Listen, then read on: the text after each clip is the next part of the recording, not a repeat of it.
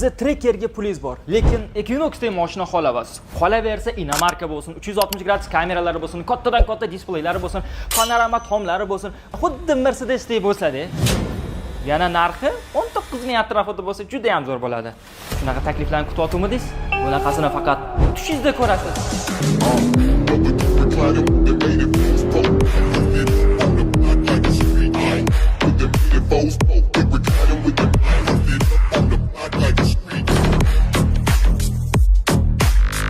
Bugun e'tiboringlar markazida bizning O'zbegim xalqi yangi kutgan avtomobil zavodini tanishtiraman. Aynan bu zavoddan 19-20 ming dollar atrofiga bugun sizlarga Bastion T77 ni yangilangan versiyasini taqdim qilamiz. Ketdik. Keling, aynan bu videoni shunchaki mijoz sifatida bitta ko'zdan kechirsak. Sizni 20 ming dollar atrofida pulingiz bor va siz nima variantlarni olishiga imkoniyatingiz bor bizni bozorda, ya'ni O'zbekiston bozorida. Eskiroq yurgan Equinox olishingiz mumkin yoki yangiroq modellardan Trekker olishingiz mumkin, Haval bor, yana va hokazo modellar bor. Buni siz bitta bozorlarga borib yoki avtosalonlarga borib tanishsangiz bo'ladi. Endi hozir men sizga taklif qilayotgan avtomobilimni hajmi deyarli Equinox dedik. Lekin mashinani ichki interyerlari va hokazo taklif qilinayotgan summalari buni o'zingizlar uchun bitta bilib olasizlar. Balkim bu boshlang'ich to'lovdir. Va hokazo demaymiz ekan. Shunchaki 19 ming 20 ming dollar atrofida shu mashinani xarid qilishingiz mumkin. Kelinglar, avtomobil haqida batafsil ma'lumot beraman. Bu mashinamiz Bastion oilasining T77 seriyasiga oid bo'lgan modellar. Avtomobilimizni tashqi ko'rinishiga 1 dan 10 gacha shunchaki baho beringlar. Haqiqiy sportiv ko'rinishga ega bo'lgan tashqi dizayn bu shunchaki xohlagan odamni o'ziga qarata oladi. Xohlang yosh, xohlang qara, 70 yoshdan 70 yoshgacha bo'lgan har qanaqa O'zbegim uchun mana sizlarga haqiqiy idealniy variant. Bu avtomobilimizni hozir eng top komplektatsiyasi sotuvga chiqqan. Buni sizlar qayerdan bilib olasizlar? Mana bu R19 diametrlik disklar orqali. Bu mashinamiz 225-45 R19 diametrlik disk bo'lgani uchun oldindan aytaman, Trekkerdan ancha yumshoq. Buni oldindan aytaman, Trekker haydab yurgan odamlarning o'zi bilsa ham bo'ladi. Agarda siz bu avtomobilni xarid qilganingizdan keyin shinasini yaxshiroq, yumshoqroqga almashtirsangiz, mashinani podveskasi realni sizga yoqishi mumkin. Avtomobilning texnik xususiyatiga o'tadigan bo'lsak, hozir men sizga bitta kichkina bir sir sinoatni tanishtiraman. Qaranglar. Fav Group 1953-yil tashkil topgan Xitoydagi eng birinchi avtomobil ishlab chiqaruvchi zavod hisoblanadi. Bundan oldingi Bastion B70 obzor qilganda ham aytib o'tganman. Voy, bu kirga changligiga e'tibor bermaysizlar. Aytib o'tganman. Aynan nima deb? Tasavvur qiling, 1953-yil tashkil topgan bu zavod Mazda, Volkswagen, Audi, Toyota kompaniyalari bilan birga hamkorlikda aynan Xitoy uchun ishlab chiqariladigan zavodda avtomobillari yig'diradi. Nima uchun o'tda yig'diradi? Narxi arzon, ishchi kuchi arzon bo'lish uchun. Fav Groupga bundan nima foyda bo'ldi? Kattadan katta tajriba va aynan shu texnologiyalarni o'zida ham ishlatishga olib keldi. Misol uchun, aynan mana shu Bastion T77 modelimizni 1,5 metrlik turbina dvigateli Toyota Rush bilan bir xil. Tasavvur qilasizlarmi? Toyota'dan dvigatel turibdi. Korobkasi bo'ladigan bo'lsa, Volkswagen guruhiga tegishli. Narx, sifat va hokazo texnologiyalarda xitoyliklar oldinga sakrab o'tib ketdi. Chunki ular tayyor narsani olib o'zlariga o'zlashtirib va tayyor professional kadrlarni sotib olganligi uchun ularga yillar davomida avtomobillarni ishlab chiqarib, unga yangi texnologiyalarni joriy qilib, million dollarlab xarajatlar qilmadi. Tayyor kadrlarni, tayyor texnologiyalarni sotib olib, aynan o'zlarini avtomobillariga joriy etdi. Shuning uchun mana salkam 2019-yildan, 2018-yildan sakragan Xitoy avtopromi butun dunyodagi katta zavodlarni emaklatib qo'yapti. Buni yaqqol misolini dunyo statistikalarida ham sizlar ko'ryapsizlar. Xullas, avtomobilning texnik xususiyatini menimcha qisqacha tushuntira oldim deb o'ylayman. Metan dislam, propan dislam bemalol mashina bezatkazniy sizga yurib bera oladi. Chunki shaxsan o'zimni tajribamda bo'lgan 90 ming, 100 ming kilometr faqat metanni o'zida yurgan mana shu avtomobil. 92 da bemalol yura olasiz. Benzinga javnoga kaprizni emas bu. Yukxonamiz 400 litr hajmga ega bo'lgan, bagajnikimiz bor.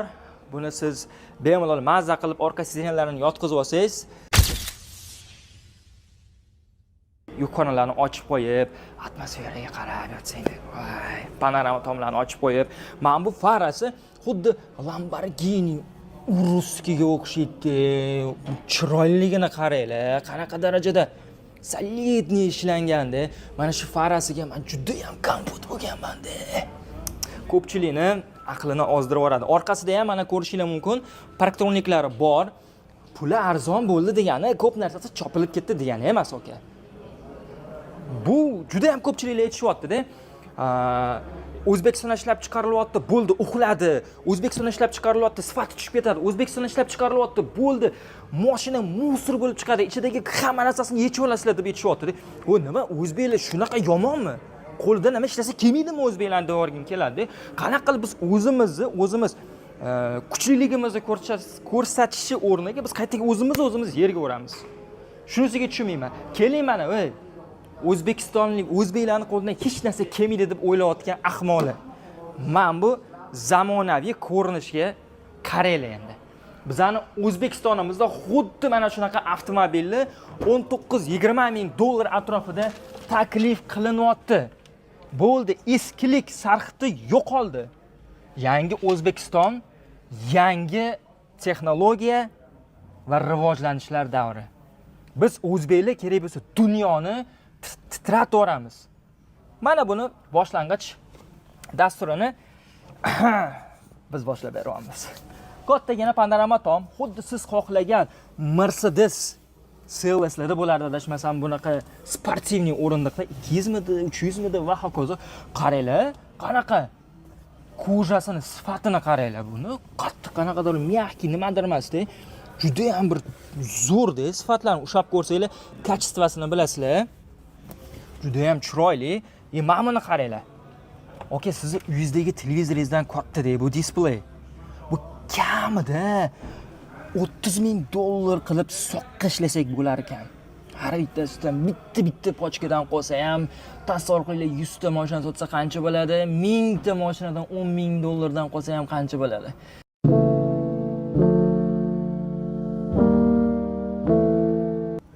Xullas, mana buni qaranglar.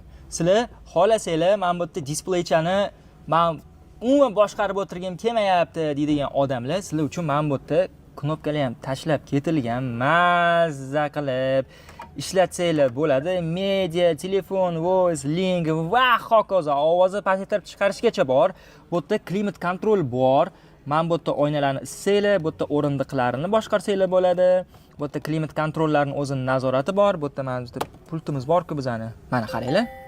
Bitta bossanglar mana bu yerdan ichidan parrechalarni o'zgartirsanglar bo'ladi. Oyog'iga mana bu yerda konditsionerni o'chirib yoqish, bu yerda avtoni yoqsanglar bo'ladi. Bu yerda o'zi ko'rsatib qo'yibdi salonning ichkini havo aylantirishi, mana bu yerda klimat kontrolni o'chirib yoqish. Mana shuni 90% bestunchilar bilmaydi. Klimat kontrol qanaqa o'chirib yoqishdi. Chunki hammasi displeyni o'zida ko'rinadi. Bizda hech kim displeyga qarab o'tirmaydi. Knopka ishlamayapti Xitoy deb vahima qilishadi-yu. Qarang.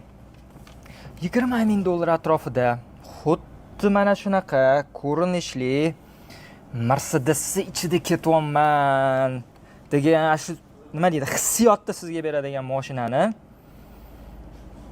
nahotki O'zbekistonda olsa bo'ladi. Mana bu yerda joystikli upravleniyasini qarang. Mana bu yerda hattoki line assistent ham bor ekan. Bunda xohlasanglar 360 gradus kameramiz ham bor ekan. Nimaga bu 360 gradus kamerani qo'yishni tushunmadim. Zadniy vid kamerani o'zi ham bo'lardi-yu. 360 qo'ydimi? Bo'ldi. 30 ming dollarga sotish kerak buni. Start stop bormi? Kalitli qilish kerak edi buni. Hey, nimaga arzon sotilyapti? Demak, bir aybi bor, qattandir bir chopilyapti-da. Nimaga bizni shunaqa o'ylashadi, tushunmayman. Xullas, qaranglar. Ko'p gapirmaylik. Negativlarga e'tibor qaratish kerak emas. Muhimi, juda ham ko'pchilik insonlar xursand bo'lishyapti bunaqa pulga mana shunaqa mashinalar sotib olish mumkinligiga. Chunki bu ko'rinishdagi bunaqa chiroyli narsani bu pulga hech kim taklif qilmadi-da O'zbekiston bozorida. Bemalol 30 mingga ham ketadi. Qarang. O'zimga mana buni o'rindig'i elektronniy etmoqchi akalar. Qarang. Mana o'zimga moslandi. Bo'yim 1.84. Men bu yerda qarang, yumshoq hamma narsasi. Qattiq, arzon, plastik emas. Mana bu kojani. Hattoki eshik obshivkalari ham juda ham yumshoq. Buni bitta ko'rsatib yuboring operatorimiz. Sana ham operatorsan, yaxshilab ko'rsat. Xullas, qaranglar. Endi orqasiga o'tirib ko'ramiz. Tak. Ham qog'ozlarni yig'ishtirib qo'ysalaring mumkinmi? Mana, orqaga o'tirdim. Bari yo'q ekan. Bo'ldi. Tamom. Bari yo'q ekan-u deb hozir bittasi chiqadi aqlli. Xullas, mana bu sideniyasi juda ham chiroyli. Qaranglar. Ammo nima ko'rsa bo'lar ekan, tushunmadim. Nimaga dirka qo'yib ketilgan? Bu yoqqa bering-da. Shu o'tiribsiz, tasavvur qiling. Tadan, tadan, tadan, tadan, tadan, tadan, tadan. Nima qilib ko'rish uchun qo'yilganini bilmadim. Xullas, kattagina panorama tom. Rodima okalar yaxshi. Ambient podsvetkasi ham bor ekan. Eshik gardida. Qoyil. Mana bu USB port tashlab ketilgan. Klimat kontrolli havosi chiqib turadigan. Mana bu yerda barchalarimiz. Xullas, hamma joyi koja.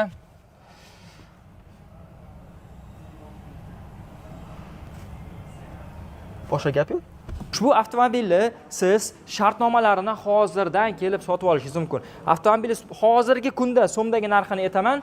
258 million 70 ming so'mga siz ushbu avtomobilni xarid qilsangiz bo'ladi. Agar mana shu video chiqqandan keyin to'lovlarni tezda amalga oshiradigan bo'lsangiz, 7-8 million so'm chegirmasi bo'lyapti. Bu degani agar siz kursga o'giradigan bo'lsangiz, 19700, 19800 dollarlarga taxminan aylanadi mashina.